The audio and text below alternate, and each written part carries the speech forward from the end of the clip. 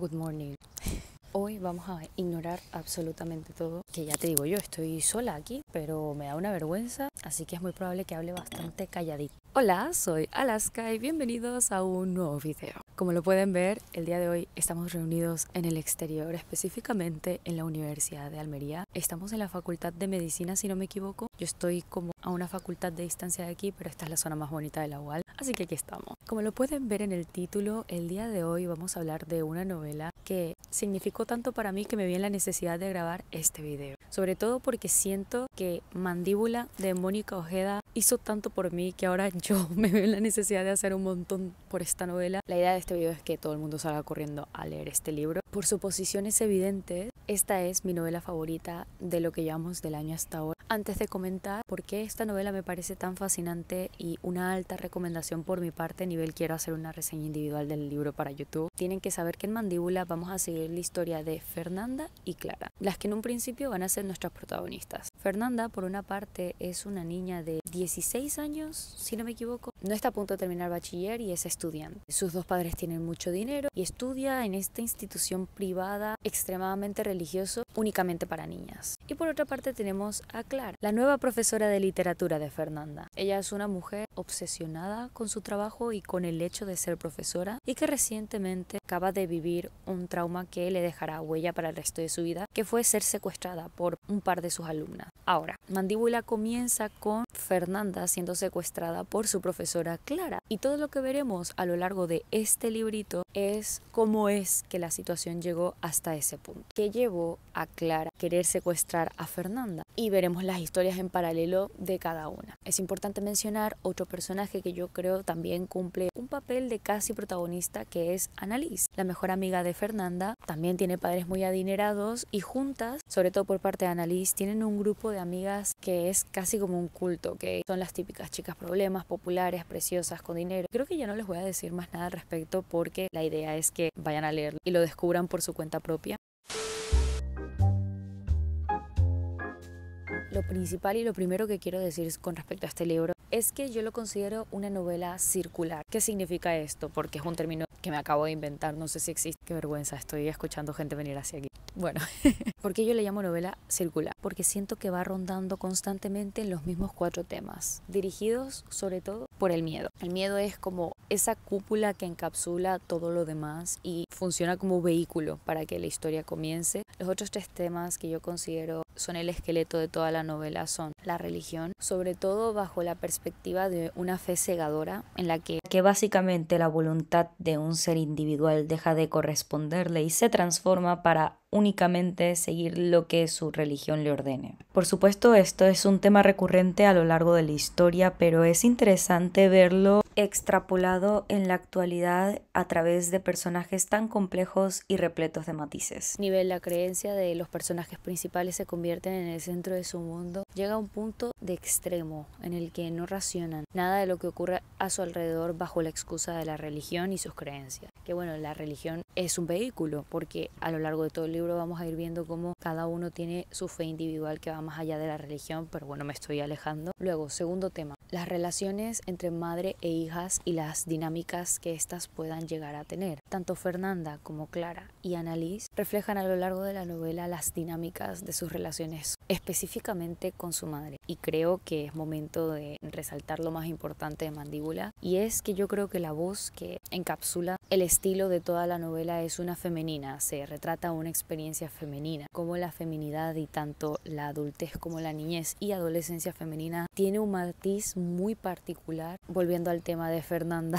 Annalise y Clara, todas las dinámicas que tienen cada una de estas personajes con sus madres son diferentes, ninguna llega a repetirse como tal, pero sí es verdad que tienen este punto en común de estar en conflicto con sus figuras maternales por distintos motivos, pero en conflicto. Y eso es muy interesante porque a lo largo de todo el libro van a irle contando al lector poco a poco. Las relaciones maternales son tan complejas, en específico estas pueden llegar a afectar y marcar para siempre la vida de una persona. Luego el tercer tema que me parece fundamental, sobre todo de cara ya al final del libro, que esto no lo considero un spoiler, pero sobre todo el paso de la niñez a la adolescencia, la pérdida de la inocencia, la infancia, como ese deseo infinito, un poco Peter Pan, ¿no? Estas niñas que no quieren convertirse en adolescentes y cómo la adolescencia es una de las etapas más crueles y determinantes en la vida de cualquier persona, pero sobre todo en la de una niña pequeña. Esta parte sobre todo se ve en Fernanda y Annalise, que son estudiantes, pero yo personalmente creo que Clara también refleja este conflicto, porque lo que les digo, a lo largo de todo el libro nos van a ir construyendo estos personajes. Volviendo a traer el miedo como el cuarto tema, porque realmente es el cuarto tema, solamente que me vi en la obligación de nombrarlo en el primero, pero estos tres temas principales que les mencioné, que seguramente la escala de edición los va a poner aquí en pantalla, dependen del miedo para funcionar. Es decir, el miedo mueve cada uno de estos tres temas, y es momento de mencionarles que esta es una novela de terror, aunque creo que en la sinopsis ya se deja claro que hay bastante miedo en este libro. Quiero decir, es un secuestro, pero sobre todo hay un tipo de miedo particular e individual que cada una de las protagonistas pone de cara en el libro. Por una parte, Clara refleja una fobia que condiciona su vida. Luego tenemos a Fernanda, que siente un miedo constante a sí misma, es como un autodesprecio, ¿no? Y luego tenemos a Annalise, que está obsesionada con el miedo como referente, tema cultural que se refleja tanto en la literatura como en la vida cotidiana, y todos son distintos tipos de miedos, pero que de igual manera cada una de las cosas que estos personajes reflejan se ven motivados por el miedo. El miedo es la constante en la vida del personaje y la constante de la novela. Tiene que cerrar el estadio.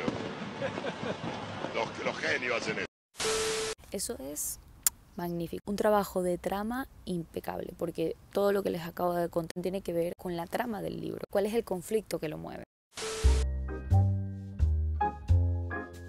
Yo necesito hablar de la narrativa, porque hay algo particular en la forma de escribir de Mónica Ojeda que me hizo tardar 2 semanas y media en terminar este libro, dejándolo de lado en varias ocasiones a lo largo del verano, porque yo este libro lo compré en agosto, y lo que sucede con Mandíbula es que es una novela que no está organizada cronológicamente. Es decir, que la novela se organiza no en orden de los acontecimientos que ocurren hasta ya llegar a la conclusión. No, la novela se organiza mediante de lo que la trama pida. El libro no te va a contar en orden cómo pasaron las cosas, ni tampoco los capítulos están organizados de cara al presente, al final. Tú no tienes ni idea de por dónde te va a salir el capítulo, básicamente. Puede que se ambiente en el presente, es decir, Fernanda estando secuestrada por Clara, de repente estamos en la infancia de Clara, y luego en el siguiente capítulo estamos en el colegio, Fernanda y Annalise y sus amigas. Ahora, lo que sucede con los trabajos de narración no lineales es que estos son muy complejos tanto de escribir como de leer, sobre todo de leer, ya que no tienden a ser tan amigables para el lector, sobre todo porque el lector tiene que estar adivinando constantemente dónde se sitúa al principio de cada capítulo, y eso confunde. Sin embargo, creo que a la hora de escribir una novela de terror, porque Mandíbula es terror psicológico puro y duro, es muy efectivo, sobre todo porque la confusión puede ser una herramienta de mucha ayuda a la hora de generar ansiedad y incertidumbre. Que el lector no tenga ni idea de qué está pasando a lo largo del libro es tanto frustrante por parte del lector, pero muy efectivo a la hora de contar una historia de terror. A mí particularmente me encantó. Eso sí, me costó bastante acostumbrarme, no les voy a mentir. Mandíbula fue una novela exigente en ese sentido, porque no la puedes leer entre pausas, no la puedes leer prestándole media atención. Es una novela compleja. Ya el simple hecho que los 3 temas principales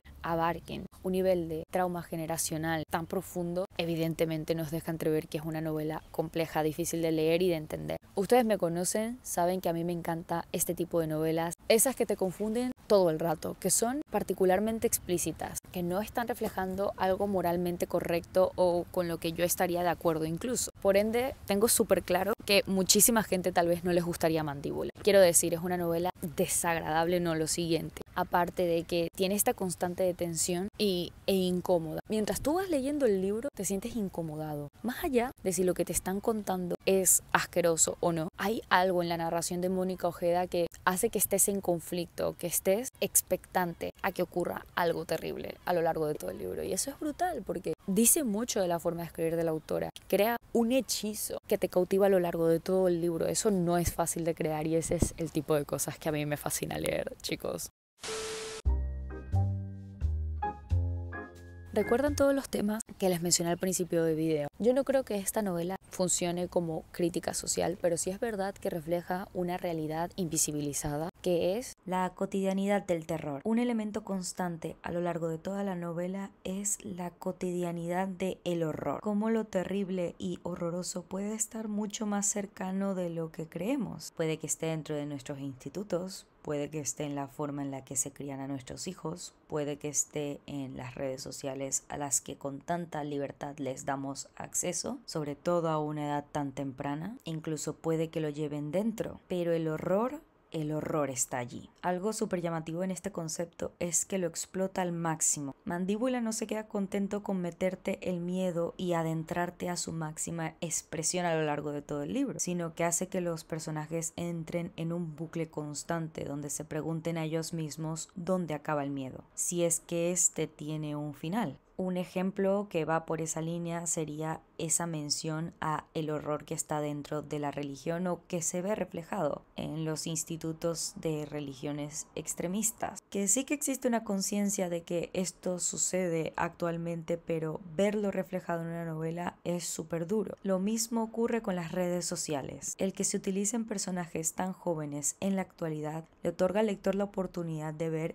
el terror que existe hoy en día, el horror de las redes sociales. Las creepypastas y los fanfictions de terror son un elemento constante en este libro, que no es por hacerles spoilers, simplemente para compartirles mi opinión, pero yo los considero como una especie de analogía a los cultos, más que todo por la forma en la que está escrito, pero bueno, no me extiendo más. El punto es que el libro no se queda contento con tener una trama súper tenebrosa, sino que encima va y hace una especie de, no quiero decir crítica social, pero sí de visibilidad a eso tan horrible que forma parte de nuestra sociedad, que está en la más alta profundidad de nuestras entrañas y que tenemos tan normalizado y que vemos con tanta continuidad que ya lo hemos aceptado, pero está allí. El horror es algo cotidiano, simplemente no nos hemos dado cuenta de ello todavía. Algo que me fascina de este libro es que Mónica se haya tomado el tiempo de situar al lector. Más allá de contexto sociocultural y todo este tema que ya les comenté de institutos represorios, sino de la casa de Clara, donde está ocurriendo todo este secuestro. Hay un capítulo que se dedica íntegramente a describir este lugar, el terror que genera en Fernanda, la incertidumbre que hay detrás de un secuestro y cómo el lugar en el que ocurre es una cosa determinante a la hora de una persona actuar en el momento de ser secuestrada. Lo mismo ocurre con esta casa abandonada, que se vuelve escenario de la mitad de la novela y que más o menos se va a encargar de reflejar toda la parte de terror, pero más terror clásico, tradicional, del que estamos acostumbrados, un poco Stephen King. Ahora vamos a hablar de las influencias y los referentes de la cultura pop, porque hay algo en el lenguaje de este libro del que vamos a hablar. Otro aspecto positivo que me encantó es que el libro está muy bien ambientado, y esto ocurre con cada uno de los escenarios y lugares que nos mencionan a lo largo del libro. Mónica se toma el tiempo de escribirlo, de que tú como lector te sientas allí, que formes parte del espacio en el que están ocurriendo las cosas. Eso es increíble y súper valioso, sobre todo para envolver al lector, para que el lector se sienta parte de la novela, generarle realismo.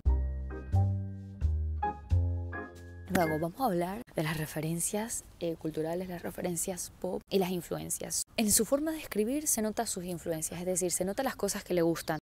Hace un montón de referencias. ¿Saben el personaje Annalise que les conté antes? Que está obsesionada con el terror de cara a la literatura. Pues este personaje nos sirve de vehículo para que sean mencionados los referentes clásicos del terror de los que todos conocemos, sobre todo las personas que nos gusta el terror. Se le menciona a Lovecraft, a Edgar Allan Poe, a Bram Stoker, todas estas novelas, historias clásicas que han acompañado a la cultura popular durante siglos y siglos y que todavía se siguen perpetuando, se denota en la forma de escribir de Mónica Ojeda. Sobre todo los temas, y a ver, el libro se trata de un secuestro, me recuerda mucho a Stephen King, Misery, pero toda esta parte de la relación madre-hija, una infancia reprimida, obligada a sentir ciertos tipos de estructuras sociales, obviamente un poco de Carrie, también bebe un poco de Stephen King. Yo no sé si es que estoy obsesionada con este señor y estas novelas de él, pero yo sí noto un pelín de influencia de Stephen King en la forma de escribir de Mónica. Para quien no lo sepa, Mónica Ojeda es ecuatoriana y Fernanda es un personaje que habla Spanglish constantemente, utiliza palabras en inglés, habla mixeado con inglés, y eso en un principio puede ser frustrante porque tú dices, fucking niña y ya al final del libro tiene un motivo por el cual esta niña habla con Spanglish. Es decir, nada de lo que ocurre en esta novela ocurre por casualidad. Todo tiene una motivación, todo tiene una razón de ser. Quieran o no, una novela hecha con amor, construida con detalle, emociona mucho, por lo menos a mí como lectora, sobre todo si es una novela de terror que va a estar constantemente referenciando al terror y no un terror de aparece un asesino o descripciones súper gráficas de gore o destrucción corporal. No, que también las hay, eso es importante mencionarlo. Esta es una novela bastante explícita en ese sentido, bebe mucho de las narraciones descriptivas y de contar la lectora a detalle qué está ocurriendo. Y eso puede ser impresionante de vez en cuando, sobre todo desagradable. Por eso les decía al principio que es una novela desagradable. Hay un montón de referencias a la cultura pop actual, sobre todo a las chicas deprimidas de Tumblr, a Lana del Rey, a toda esta cultura que a mí personalmente me pega porque es algo con lo que yo crecí, pero esta cultura de las chicas tristes o la romantización de la depresión, de la tristeza, de la autolesión, eso es algo que nos acompañó. Yo hablo por mí, pero cuéntenme en los comentarios si también les pasó, pero sobre todo es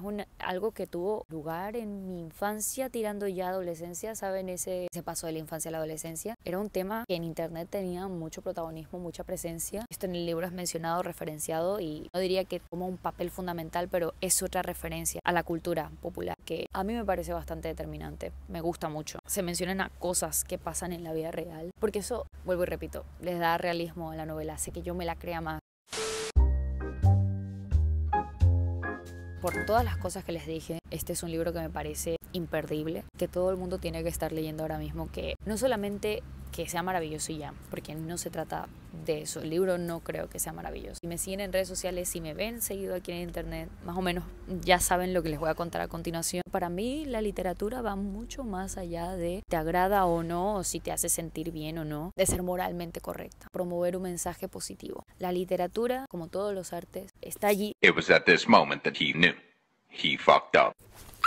Una abeja. La literatura, al igual que todas las artes, está allí para hacerte sentir cosas. Bien ya sea asco, bien ya sea miedo, bien ya sea odio, bien ya sea un amor perpetuo, pero que sientas. Y algo de lo que me he dado cuenta a lo largo de mi vida de lectora es que la mayoría de novelas e historias que me marcan y me acompañan durante mucho tiempo son las que me hacen sentir mal mientras las voy leyendo. Son el tipo de historias que no son moralmente correctas, que te están contando algo bastante desagradable, incluso asqueroso, las que dejan huella en mí personalmente, y por eso siempre voy a defender que los libros no están allí para complacer al lector, sino para complacerse a ellos mismos, para contar una historia, da igual si esta historia es ética o no, si cumple una agenda política o no, si es moralmente correcta o no, va mucho más allá de eso. Y de hecho se trata la literatura, interpretación, de tener un pensamiento crítico. Y yo sé que a mucha gente no le va a gustar Mandíbula, como la mayoría de libros que a mí me encantan. Cada vez que les hablo de uno de mis libros favoritos les digo, este libro no le va a gustar a nadie, es muy probable.